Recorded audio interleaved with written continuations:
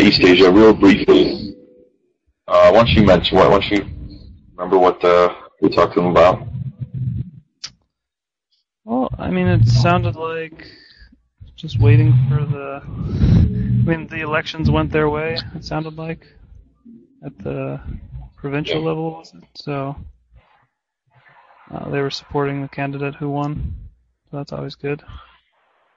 So I guess the key to it seemed like is they were going to try to focus on getting. I mean, there's quite a few issues there.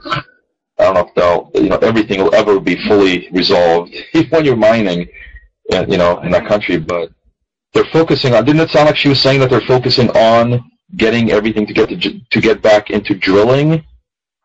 That's kind of what it sounded like, right? No, I mean, I don't think she was necessarily the person to talk with about corporate plans for certain, but I mean, it did sound like there wasn't going to be much focus on Sangihe this year.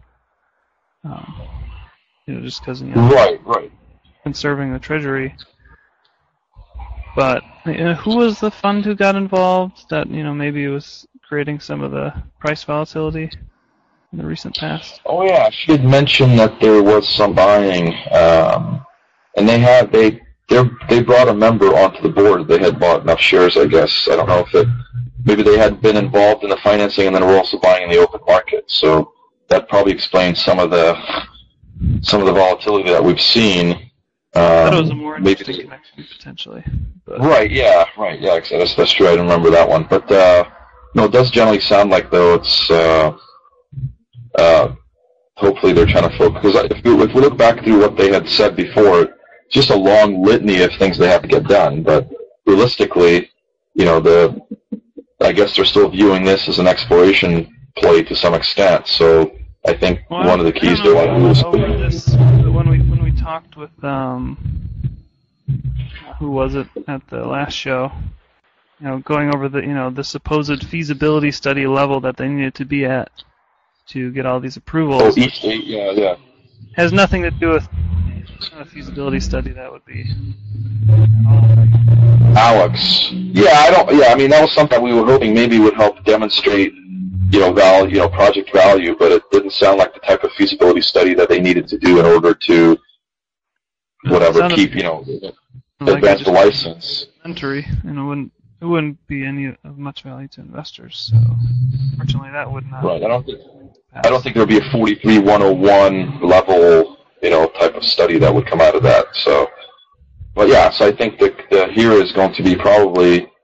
I mean, I would guess though any sort of positive movement in permitting, would probably be some, sort of. Right. Well, I mean, it's 20 cents in cash. So again, it's one of those situations. It's pretty leveraged. How much? I think it's 20 to 25 cents a share. Okay, you got some background noise, so I couldn't really hear all that. Okay. Yeah, so trading down this one's another one trading pretty close to cash. I think, and pretty good reasons here, because if it doesn't end up getting, if it gets blocked on permits, then I guess it still has Sangihe and the uranium assets, which are probably worth, 10 or 15 million, 20 million maybe in a more normal, but close to zero here. Esperanza. Rochette was married to a Mongolian and was living in Mongolia, so don't know if that's positive or I guess he's... I don't know what that even means. It makes a difference. He's living in the area, I guess, is the point. Not he's not living. Right. I think the point that the lady had made is that the Russians basically end up with all the Mongolian uranium stuff, so it's difficult to try to sell some to anyone else.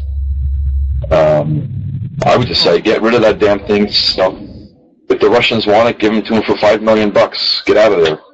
I mean, the thing I think they're still looking at is, look, East Asia ended up in better days selling, I think, a significant couple uranium projects. I don't know I forget who it was, but for well over $100 million, I thought, back when the uranium boom was still going, 97, 98-ish, and actually spun out to shareholders a relatively large cash dividend. So maybe there's still some sense that what they have left is worth more, so if they were able to do that then, maybe they can still do something there. So they view it more with strategic value than just, hey, let's just get rid of it to get a few $1 million. But frankly,